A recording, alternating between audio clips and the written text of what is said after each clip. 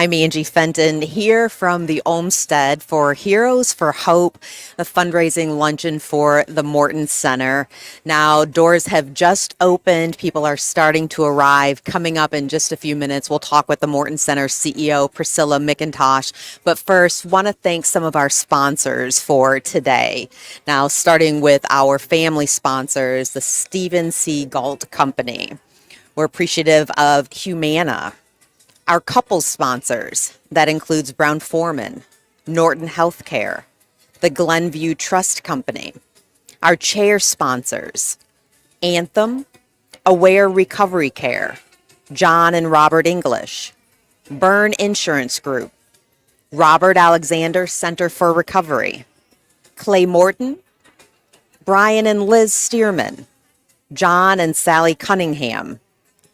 Our board of directors, Katrina Green, President, Liz Stearman, Vice President, John J. Warner, MD, Walter E. Badenhausen, Jr., MD, Kem Delaney Ellis, Andy Bleeden, Jim Murphy, David Vaughter, Jack Moss Jr., John English Sr., Hope McLaughlin, JD, Lucy Herman, Stephen C. Galt, and our emeritus, Clay Morton, Jimmy Dan Connor, Kenneth Reitlinger Jr., Mark Robinson, and Mary Ellen Stotman.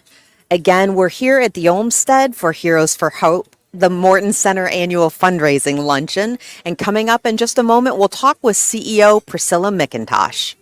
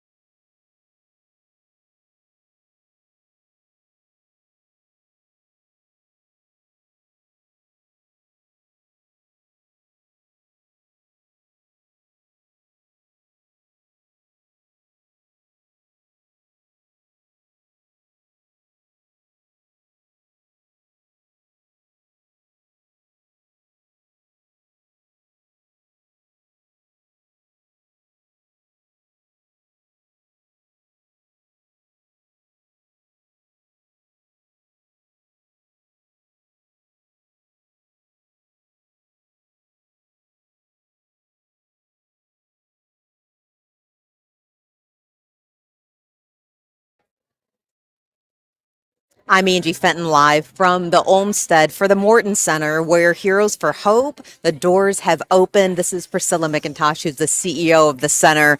People are steadily coming in. What can they expect?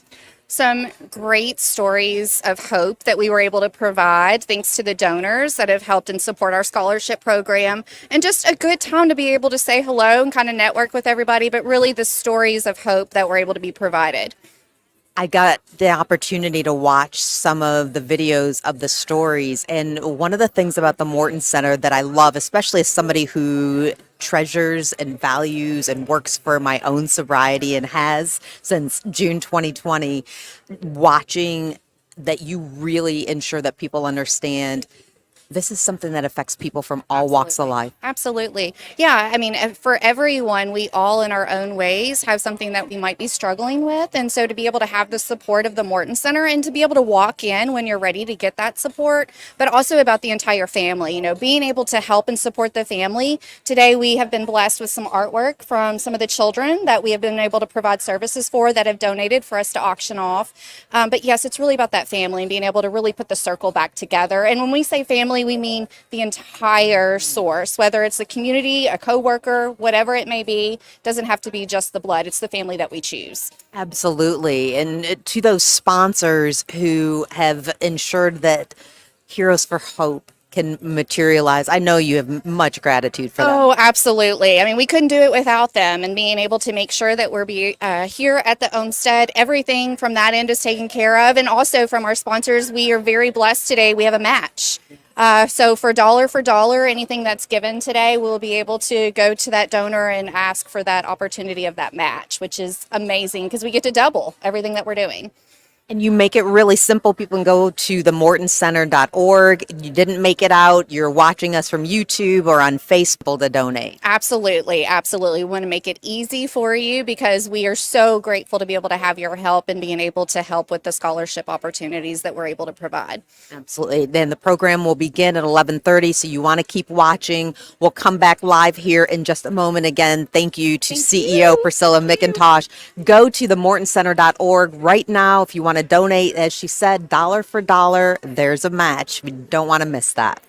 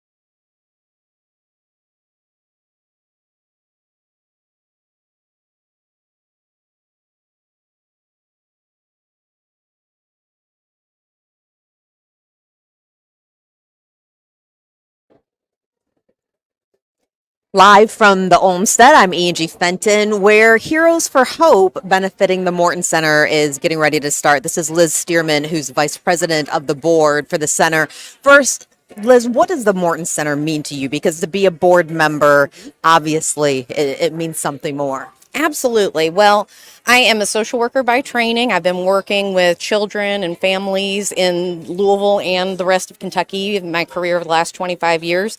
Worked with a lot of different agencies. I've worked with state agencies, community agencies, and the Morton Center just has a special place in my heart. They're one of the only places that really incorporates the family unit and the full community when treating an individual who's struggling with substance use disorder. Most places were really very focused on the individual with the diagnosis, and there's all of this public pressure and community knowledge about what a huge issue substance use disorders are in our state. But we can't take a myopic view, and a lot of folks really do look only at that individual. But we know no one can be fully in recovery without the support of their community and their loved ones, and the Morton Center takes that incredibly seriously. What are you seeing in terms of how it's benefiting not just people who are battling addiction, people who are seeking recovery, but also in restoring the family? Absolutely, yeah. It's really great. We get to see, if you follow the Morton Center and you get any of our mailings and things like that, we always try and feature like our Hope group, which is where we bring kids. So we've got these folks that are coming in for treatment. They have families. You can't just leave them at home. They are experiencing all of the same impacts of this disease alongside their loved one. Little kids, they have no idea what's really going on. Is this normal? Who do I talk to about these issues? What's going on with mom or dad or grandma or uncle? And really having that opportunity to come to a safe space, see other people that are experiencing that, but have fun while they're doing it. They're learning how to express themselves. They're doing art. They're learning through play, and it really helps us bring that next generation of Louisvillians and Kentuckians up in a much more healthy manner. These are kids that know how to express the feelings that they are feeling and really know how to relate to other folks in a much different way than if they were never getting any of that treatment or services. Art is really important, and as you walk through the Olmsted today, you get an opportunity to see some of the art that's been created in therapy and children and adults. Yeah. You also, though, mentioned hope. Speaking of, what do you hope people get from today, in particular those who haven't been to Heroes for Hope before? Yeah. No, I hope they get a real taste for what kind of team environment it is at the Morton Center. You don't show up and go have an appointment with one therapist and you just sit in the waiting room and go straight to that office. It's a team approach. We've got our therapists here, we've got clinicians here, we've got our office managers here. The board is all here. Everybody is doing this together, and so I hope that when folks learn more today about us, that this is a community supporting a community. None of us can do this one person at a time. So Again, this is Liz Stearman, who's vice president of the board. But right now, what you can do for those who aren't going to be here physically at the Olmsted, we have a dollar for dollar match, which means you can go and donate right now. It's the mortoncenter.org, nice and easy. And then at 11:30, we're going to get the luncheon started. But coming up, we'll have more people who are talking to you. Thanks so much, Liz. Appreciate it. We'll be back live from the Olmsted for the Morton Center's Heroes for Hope in just a minute.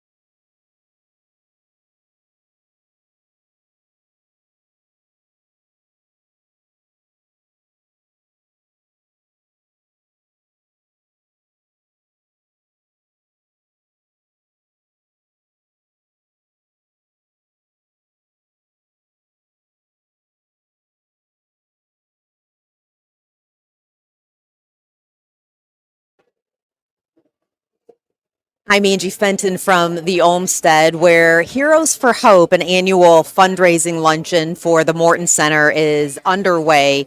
People have come in, they're mingling, and in just a few moments, they'll begin not only the luncheon portion, but also the incredible program where clients will share their stories, and you'll get an opportunity to learn more about the Morton Center and how your dollars can go to supporting it.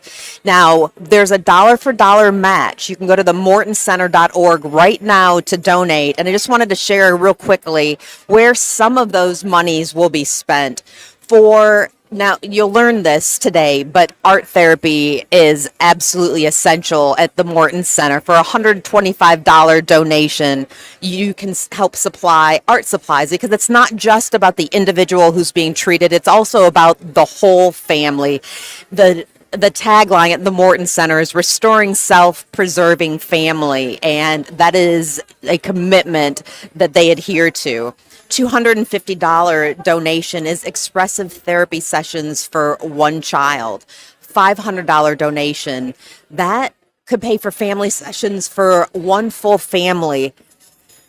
A $1,250 donation is treatment for one individual, and the ripple effect from the treatment for an individual is absolutely immense. $2,500 cares for treatment for two individuals. Or you could become a recovery champion, and by that, that's committing to $84 a month for 12 months.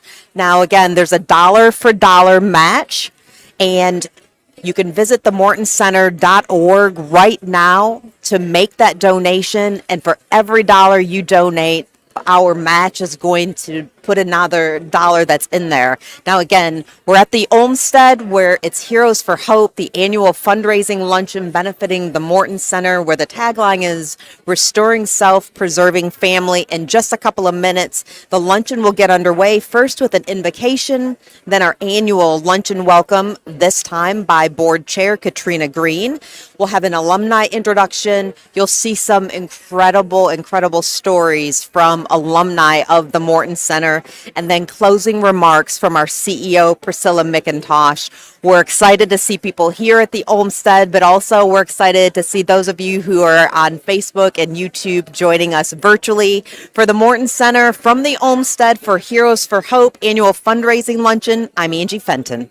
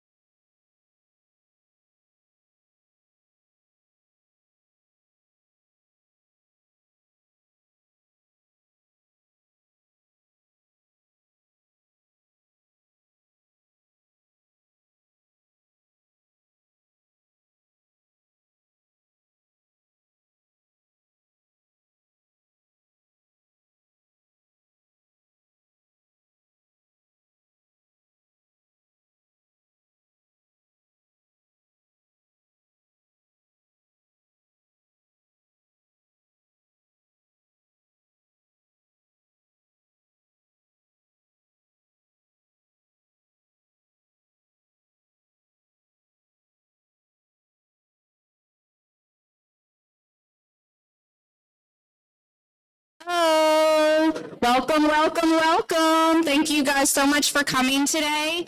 If you are not seated, if you want to make your way to the seat, we would greatly appreciate it so we can get the program started here shortly.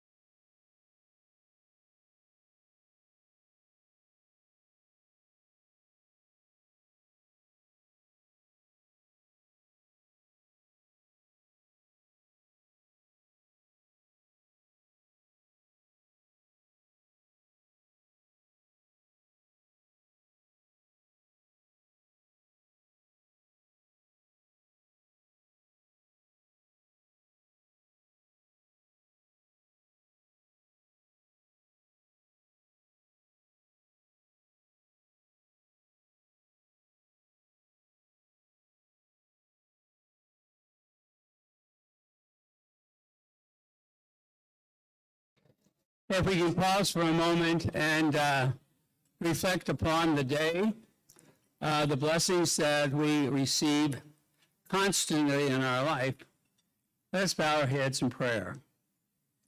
Gracious God, we thank you for the gift of life. In these times when blessings are sometimes very hard to find, give us the grace to be aware of your loving presence in our lives, especially when we are anxious. Help us to embrace each moment as an opportunity to see your goodness reflected in our own lives and in your creation. Keep us safe and healthy in mind and body and spirit, and protect our families, our friends, our clients, and those who come to us for healing. May the compassion flow through our grateful hearts to serve you in all our deeds. We pray this prayer through Christ our Lord. Amen.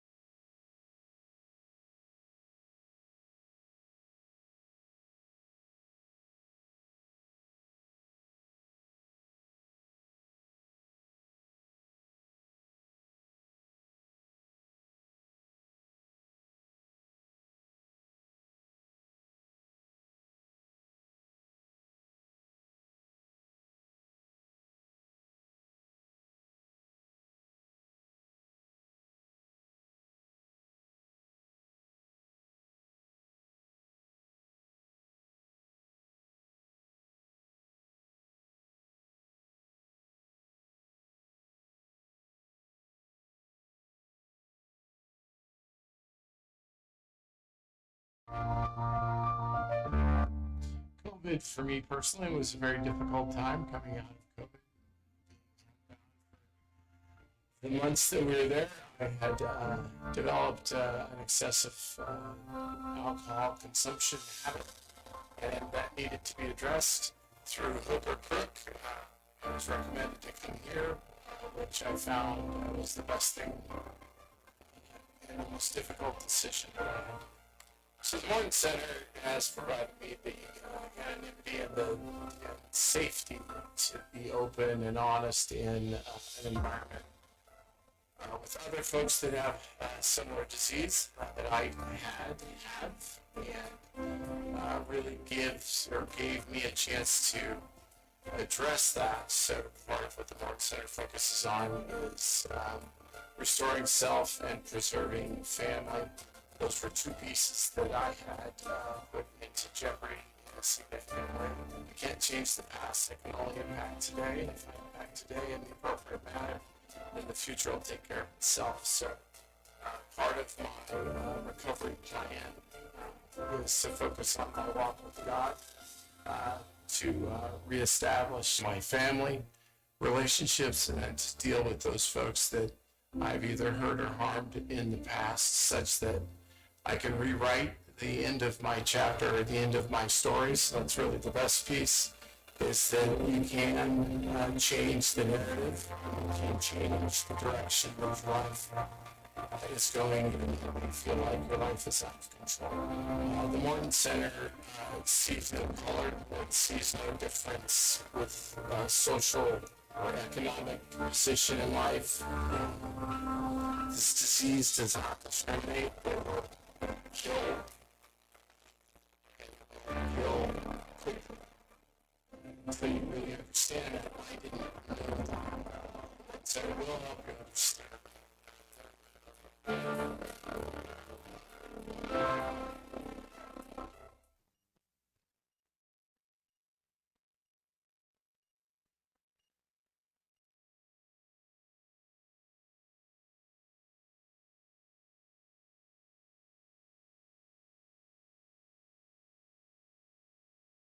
Good afternoon, everyone. I just wanted to take a few minutes. My name is Liz Stearman, and I'm the Vice President of the Board of Directors for the Morton Center. And I wanted to take some time out this morning to really thank all of you for prioritizing the Morton Center today. We all have a lot of demands on our time, and so every single one of you made a choice to come and join us today to celebrate the mission and the work that the Morton Center does every day. This is our annual Heroes for Hope luncheon, where you guys get to hear the wonderful stories from the folks that are really living the mission through talking to our staff and our clinicians that are here, some of the board members that are here, as well as hearing stories from the clients. We really want to thank everybody for being here, but we also really want to specifically thank our sponsors who keep the mission going all year long through their support. We have our two family sponsors with us today, Humana and the Stephen C. Galt Company. Thank you, guys.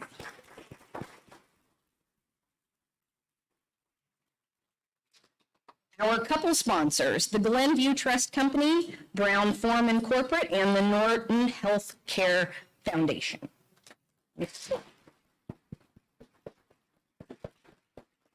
We also want to thank all of our chair sponsors, and if you'll look on the back of your program, you'll see many of them are listed there, and we have a lot of you guys in the audience today as well. Without all of you all, the work that you're going to hear about today would not be possible, so thank you guys.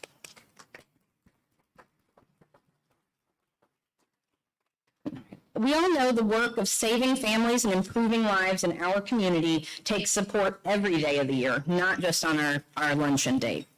We want to recognize some other folks who make that work possible. Could all of our board members, past and present, who are here with us today, please stand up to be recognized?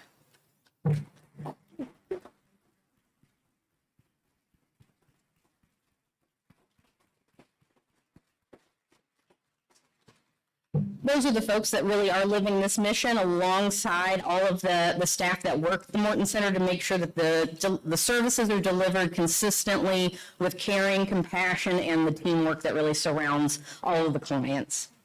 We also have some state and local representatives and community partners here with us today, and those folks know how important the Morton Center is to keeping Louisville healthy and our families whole.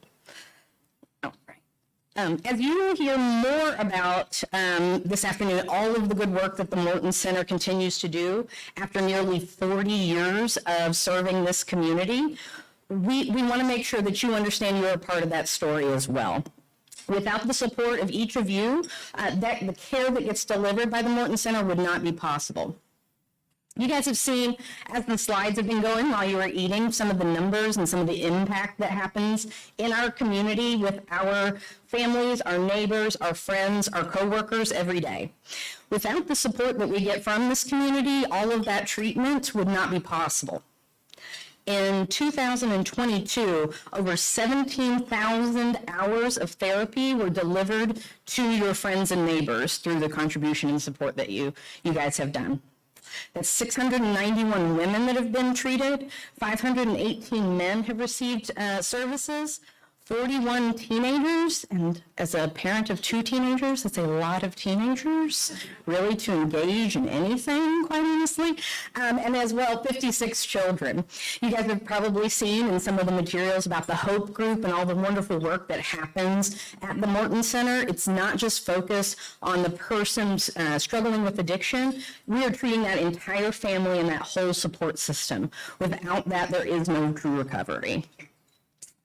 As our program continues today, please show your support for the Morton Center through your donations. No amount is too small because we all know that the need is so large. Again, thank you guys all so much for coming out today. We're now going to hear a few more stories from folks about how the Morton Center has and continues to change their lives.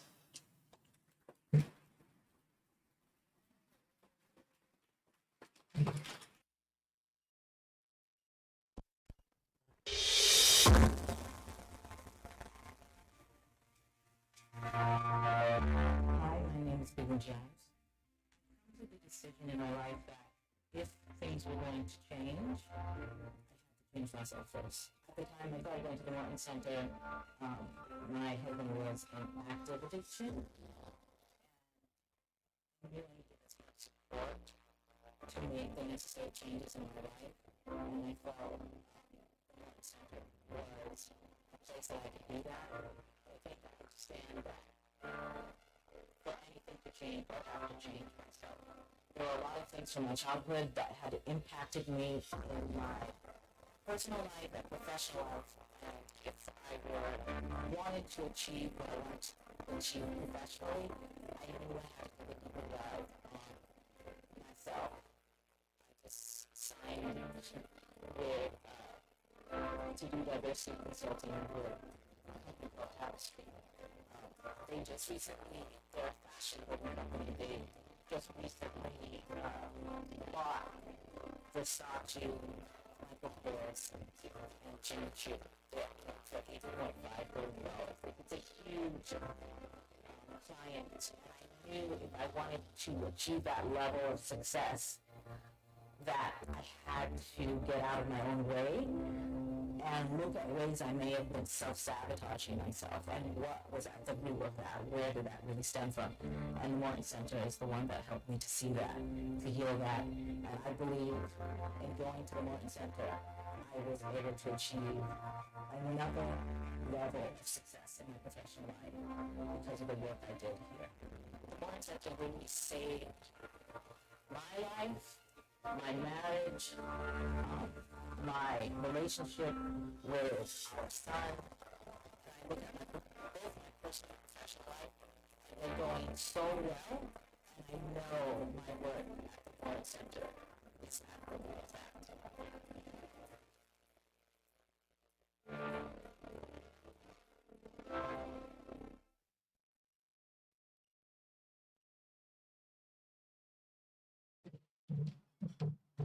Hi, and welcome again. I am Morgan McKinley. I've been one of the clinical managers here for a little over a year.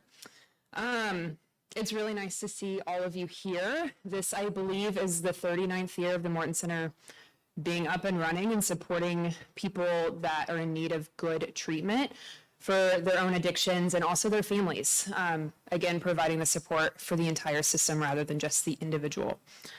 So whether it's personal experience with drugs or alcohol, or watching a loved one to maintain quality of life, we've all carried the weight of addiction in one way or another. For the millions of people across the United States that have been diagnosed with a substance use disorder, there are thousands of treatment centers ready to welcome them in. I've worked in a couple of different states, and I can disappointingly say with a lot of confidence that there's not a lot of great treatment centers out there, which makes me really grateful to have landed at the Morton Center about a year ago. This team is really good, y'all. They really do care. We treat people with dignity and respect and meet them where they're at, individualizing treatment plans, making sure that they're meeting their goals of hopefully getting sober and supporting loved ones through the process and all of that. Despite our team being really, really good, this is a hard job. It's a hard field to be in. And even with the best team, not everybody finds the success or the freedom from addiction that we hope for them to find. I want to take a short moment now to honor the people that we have lost in the past year, especially. So if you'll just join me with a moment of silence.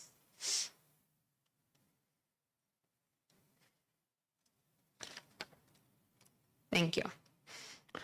Just 2 weeks ago, I received a phone call from a lovely, lovely daughter of one of our previous clients that we served earlier this year. She informed me that he had recently passed. They didn't really know the reason why he had passed, but he was no longer with us. She was obviously devastated, and as I listened and offered, whatever support you can offer somebody going through that, she made it really clear that she had a lot of gratitude for the Morton Center.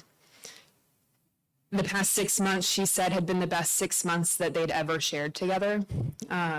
We gave them positive memories together, despite the outcome not being what we'd hoped it would be.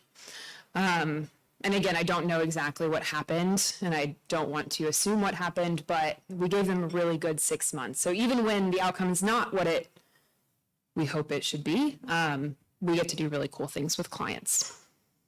You have the opportunity today to help us to execute its mission and vision to restore hope and preserve family. Your donations go toward equipping our already so talented therapists with more resources and trainings. It goes towards creating spaces in which individuals and kids and couples and families feel safe to open up and get the support that they need. Maybe most importantly, it goes towards offering more people quality services so that they can take the courageous step towards getting help. From a life of thriving to a life of surviving. Flip that. I want now to introduce you to one of our alumni. I've had the privilege of working with this person for almost a year now, I think. And I won't share the details of his story because he'll get up here and he will do it way better than me, with a lot more energy and a lot, probably less, anxiety. So I will say, that his energy is inspiring and he has a pretty good story. His light is contagious and I think that you will really enjoy him. And this is just one of many clients that we could have asked to step up here and share their story. And so listen up and then take into consideration what maybe you can do to support us today. Thank you. And now please welcome Chuck Willis.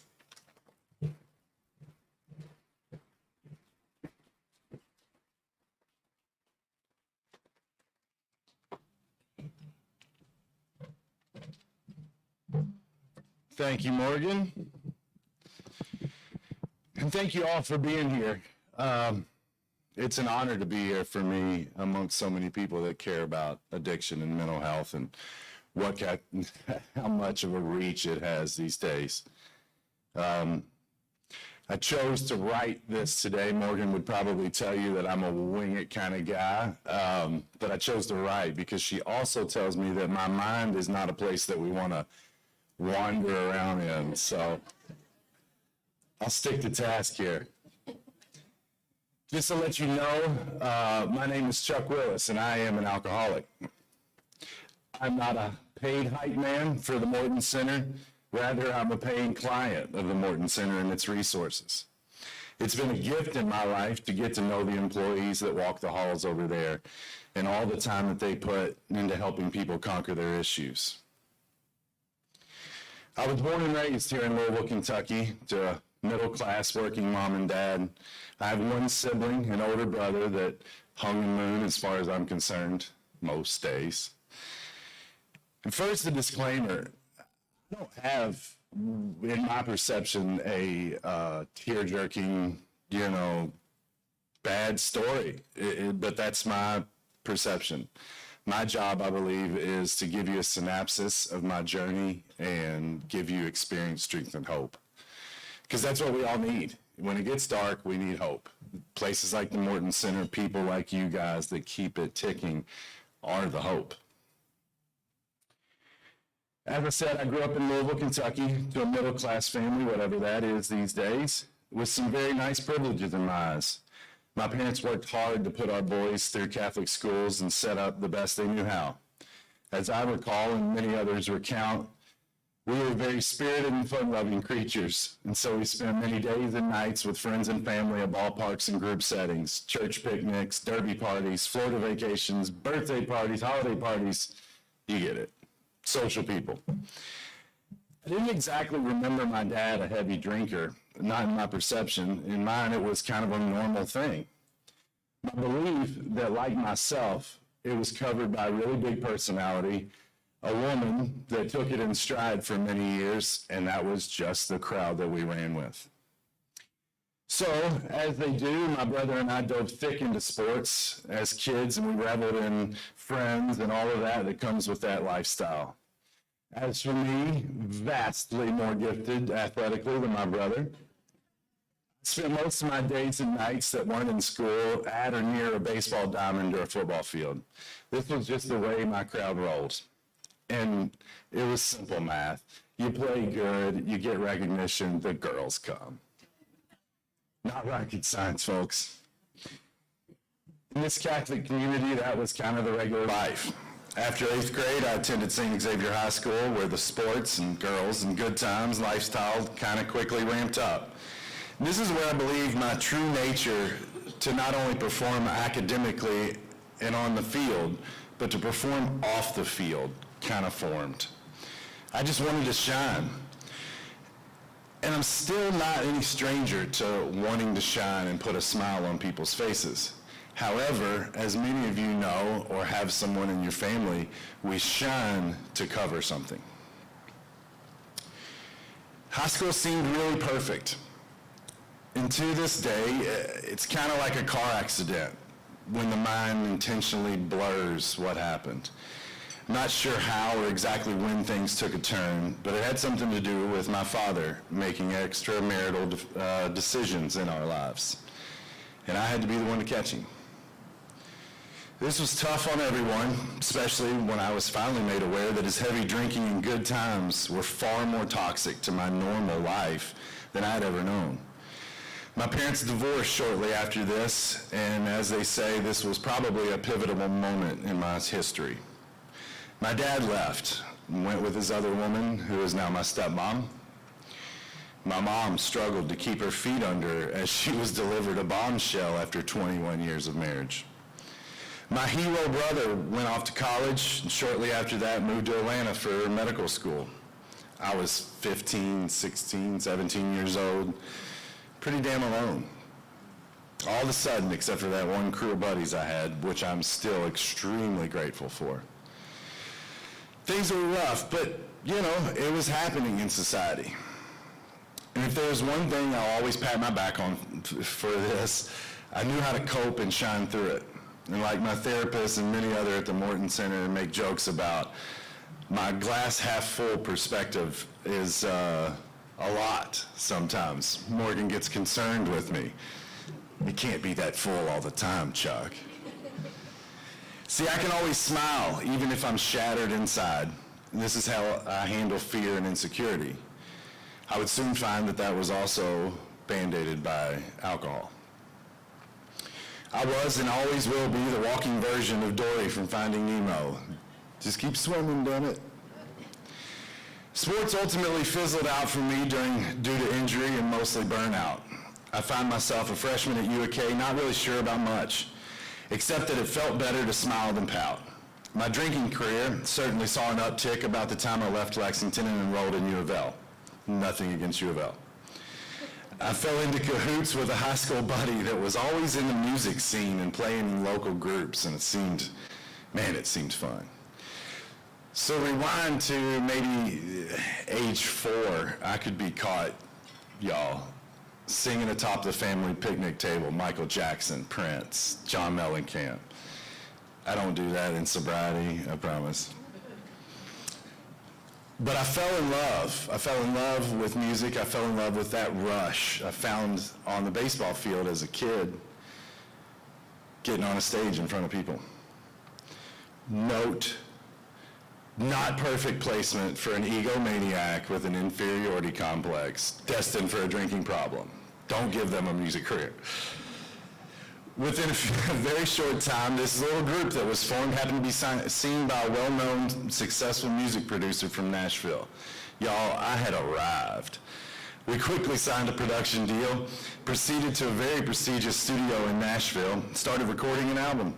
For those that don't know, this can all happen really fast. I signed with the largest entertainment attorney in the business, massive management, and in the same breath, inked a 3-year contract with BMI Publishing. I thought hitting a home run in the 9th inning as a freshman was a way to get girls. I mean, it didn't hold a candle to this, right? So I spent a while in Nashville recording, practicing my drinking prowess, and doing what that does, dabbling in any other thrill ride that seemed fun that I might regret the next day. I was given a ticket to ride that very few people on earth can say that they were given, and that's cool. I once went to ink a deal for iTunes with the co-founder of that company, Irving Azoff, backstage in Cincinnati with a band that he managed. That band was the Eagles. I got to explain to Joe Walsh and James Taylor why I made my senior yearbook quote a lyric from one of his songs, and he said, "Well, that was stupid." My mom was less than pleased that I didn't invite her to meet the Eagles, I must say. I traveled, shared booze, drugs, studios, and stages with 100 artists that were my heroes. I once slammed the door in Clint Black's face, practiced my drinking problem with everyone from Tim McGraw and Faith Hill all the way to Kid Rock. I'm told that I even cozied up with some well-known darlings of country a time or two. It was fun smiling all the time, but I was living a lie and building a personality rooted to cover up insecurity and fear. To counter that, I drank, and I drank differently than others.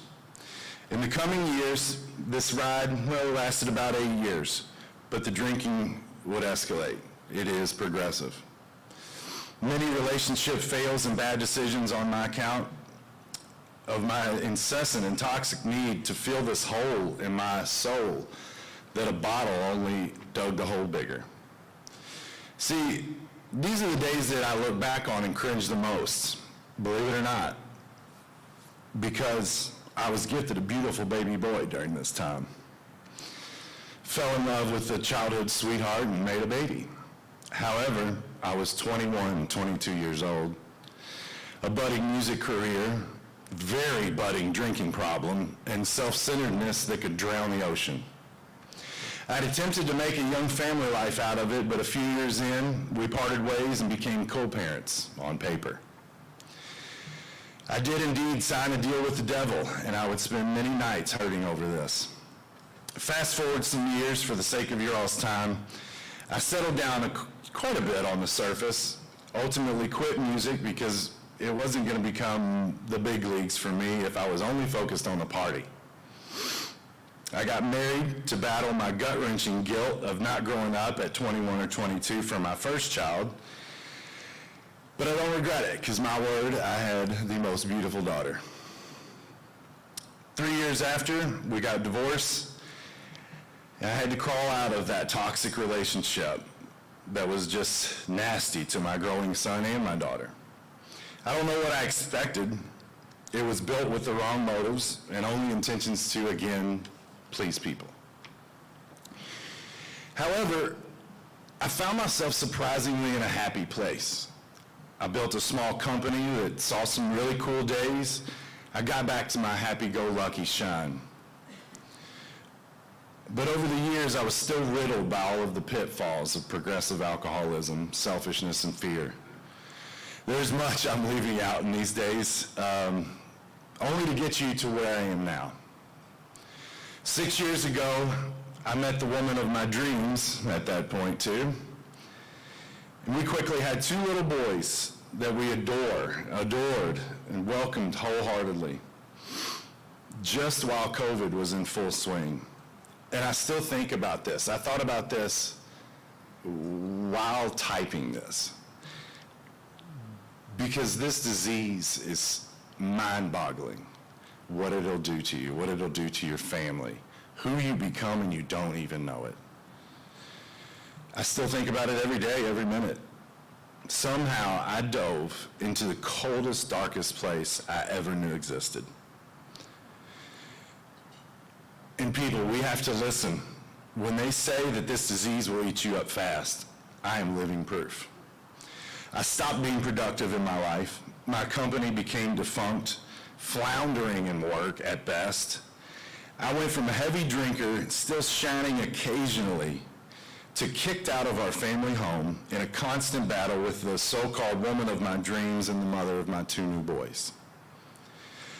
I try my best to put all the blame and the shame on myself, because the truth is we and only we are responsible for our actions and behavior. I was told many a time by a man in this room that's helped me every step in this journey, that we are judged ultimately by our actions, not by our intentions, unfortunately. And I work those words every day. So there I was, 40 years old, had been successful in damn near everything I touched, had a life full of unimaginable blessings, and I made a piss pot of all of it.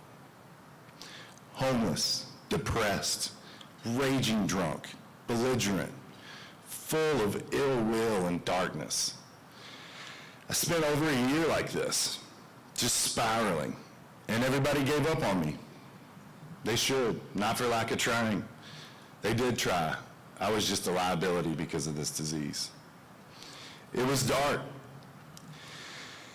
And after all that blurry year brought me, I was greeted by a doctor in my room, my new home at Baptist East Hospital, where I finally ended up after being in and out of multiple bad places that tried. And he told me he was really sorry to see me like this, because he believed in his religion, Hindi, that he could still feel my shine and vibration somewhere in there as he was holding my chest. He gave me a year to live. I was bloody all over my arms and legs from sleeping behind dumpsters in the woods. My liver was in total failure. Blood platelet level was 4,000 units higher than sustainable for life. I laid and cried for days, until I didn't. I had nothing to lose. I found my bottom, was in a hole, and dug it deeper. As they say, the devil stood by my head, the head of my bed that night in the dark. And like many in that state, he whispers in your ear, "You can't handle this storm." So I fell asleep. That night I dreamt of all the beautiful children I had created, and that adored me, and adored the daddy that they knew. I watched like a highlight reel all of our good times. I woke up cold and shaking, alone.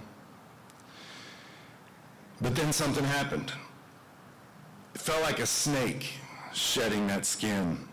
Somehow, I found that old fire, just a spark, and saw the fire in my hand when I thought about those little kids. I peeled out of that old me that night, and I was raw, beaten, but unwavering in my resolve for those beautiful children. And I couldn't wait to fall asleep that next night. Couldn't wait for that devil to come again. But he didn't. I was at my weakest, but I was never so strong. Not only did I have the stuff to weather the storm, and we all do, but I was the storm.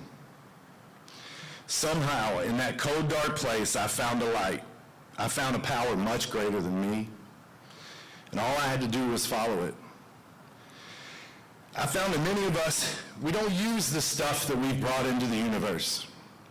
Most of us go on never discovering what their powers are. Well, mine was to shine, in an attempt to give light and hope that others need. There's nothing more powerful than a changed mind. You can change your clothing, you can cut your hair, change your residence, you can change your spouse. But if you don't change your mind, the same experience will perpetuate itself over and over again, because everything outwardly changed, but nothing inwardly changed. Beating addiction and mental health is hard, and it seems impossible. But it can be done. I am standing here today. You guys are standing here today. If you want something out of life, you've got to have that hunger to be a good human. I was taught this by my stepdad, 25 years of sobriety, and I swore for 24 of his years of sobriety he was a fool.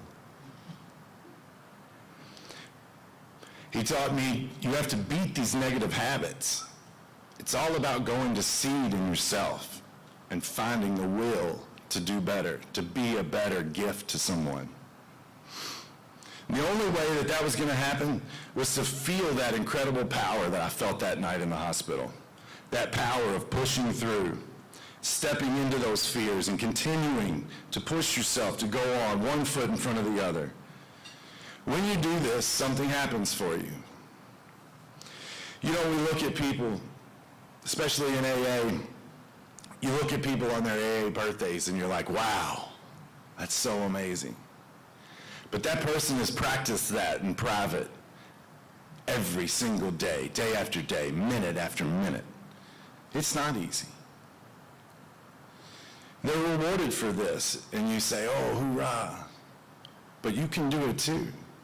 I was talking last night with a young man who feels really goofy at an AA meeting getting up and saying that he has 8 days. And I was reminded that we all had 8 days. And that 8 days, sometimes, no offense, is more powerful than 25 years. You are in the mud, my son. But you can come out. You've got to be resourceful in this. And once again, I'm not a paid sponsor of the Morton Center, but this is one of the greatest resources that happened to me. You've got to endure. They teach you how to endure without giving up, failing over and over and never giving up. But the power's got to be in you, and you have to have the drive. What the power is, I'm not sure. But I know that it exists, and it becomes available when a man or a woman is in a state where they know that there is no turning back, not an option. You got to be fully determined to not quit until you get it, because what you've chose for yourself is love for those kids, those people that love you, and damn it, for yourself. When you wake up through this every day, you almost you have to sell yourself on your ability to perform and do this every single day. It's some days are easier than others, but you'll see that you start building these things. And I was once told they're like threads in a tapestry. Each minute, each day, you stand back. For me, after a year, you stand back and you're looking at a quilt of what you made every minute, every day.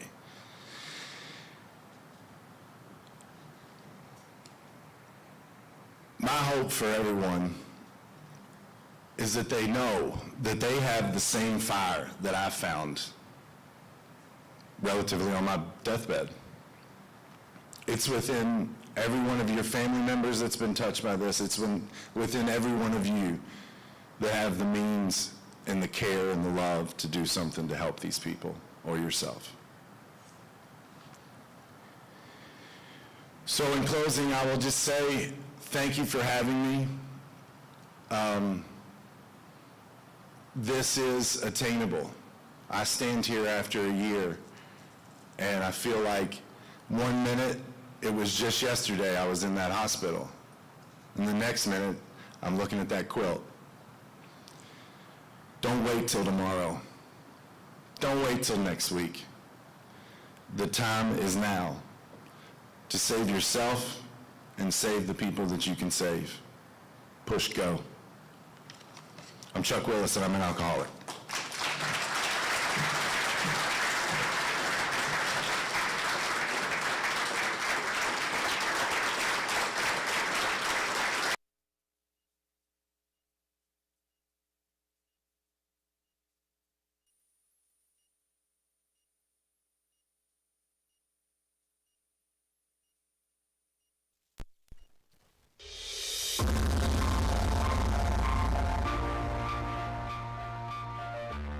My name is David Agnew. I'm 50 years old. I am an attorney practicing in the Louisville area, licensed in both Indiana and Kentucky, and I'm an alumnus of the Morton Center's IOP program. I originally got sober back in 2015 and stayed sober for about 6 years after some inpatient treatment and AA. Then I went through some difficult life situations in 2021 and decided to cope with that by relapsing. Found that it was a little more difficult to get sober again than I had expected. So I did inpatient treatment again, and then afterwards I was referred to the Morton Center for outpatient treatment. And as of today, I'm a little over 6 months sober. One of the things that I both enjoyed the most and found the most useful about the Morton Center was the educational component. Learning about the neurological and physiological effects of prolonged alcohol use helped me to understand that being an alcoholic is not a moral failing. When they say it's a disease, that's not some kind of platitude. That's a real thing. Learning how it affects like the medulla in your brain, the function, and the part of your brain that controls your survival instinct. And when your brain's literally telling you that you need alcohol to survive, you understand that it's not, your difficulty in quitting is not because you're a bad person. It's a real disease that has real neurological and physiological aspects to it. For me, the future looks great. I feel better than I have in a long time. I've reestablished groups of very caring friends. The therapy at the Morton Center has really helped me kind of live a little more honestly and address some emotional and psychological issues that I've struggled with in the past, in addition to the alcoholism. And I'm reasserting myself in my career, with family, and just everything really seems on the right trajectory. I think the Morton Center is, it provides a very valuable service, bringing together people with a common struggle and kind of teaching them about the disease, helping them interact through the group therapy sessions, the peer support. It really makes a difference. It made a difference for me. And I think it's an extremely valuable service that they provide to the community.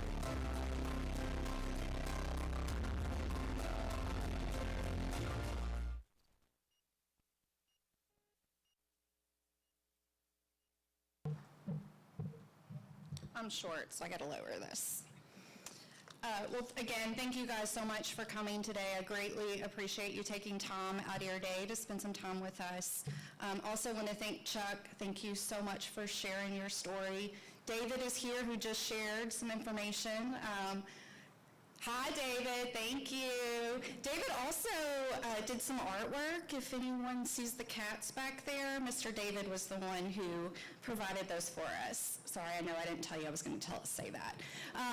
But speaking of artwork, So there is still time to bid on the art. There are pieces that have been donated, not only from our adult clients, but also from our children's services and the programs that provided, thanks to the Hope Group and the individual sessions. So one of the art pieces that's back there is, if you were able to look at it, a bunch of hearts. So I just wanted to read a little bit about the hearts and how the hearts came to be. By the way, the hearts were done by the Morton Center staff. If you're a staff member of the Morton Center, will you please stand?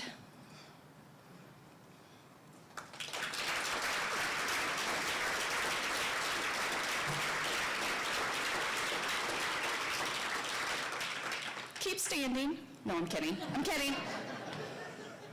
All right, once upon a time in the heart of the Morton Center, a unique artist project took shape. The dedicated staff members of the center, each posing their own creative spirit, came to create a masterpiece that would forever symbolize the unity of the TMC family.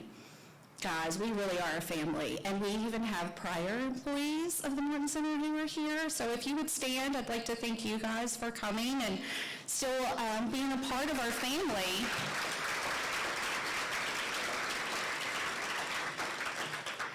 So when we talk, of course, about the services that are provided at the Morton Center, you guys will see that there are chairs in the middle of your table. The reason that we look to the chairs is because that symbolizes the services that are provided for our scholarship programs. At the Morton Center, we are not limited by the number of beds in order to provide services for individual. We are only limited by the number of scholarships, the chairs that can be provided. Our goal today was to be able to provide 1,400 scholarships for individuals that are needing assistance, and that also includes family members. Currently, right now, we're at 725 chairs. So I'd greatly appreciate it if you would kindly give. There is a pledge card on you all's tables that you can fill out. You can hand those to the table host, or you can also give those in the back as you're leaving. I wanted to let everyone know also that we do have a match opportunity today. So every dollar that is given today will be doubled. So yes, thank you.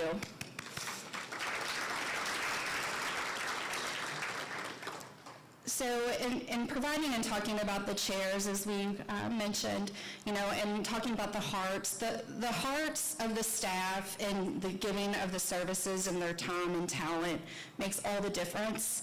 I don't know if you've ever had a prior employee or employee that maybe you weren't happy about going to work with. We cannot say that about the staff at the Morton Center. They are all so dedicated in being able to help and finding the resources that are needed for those who are coming into the doors at the Morton Center. And it's also thanks to individuals that come to events like this and help us in being able to fundraise and provide those services so that we don't have to turn anyone away as they're coming into the doors at the Morton Center. So in closing, I just wanted to say thank you guys again for coming and supporting us. I really enjoy, believe it or not, this time of year and being able to see everyone as we celebrate Recovery Month, but also just getting to see each other. So again, thank you so much. Give what you can. Help us see this vision to be able to help and support 1,400 scholarships. You can do that by making a donation, or there also is some artwork in the back as well. Thank you guys. Have a good afternoon. Oh, don't forget your cookies if you haven't eaten them yet. I'll take the leftovers if you leave them.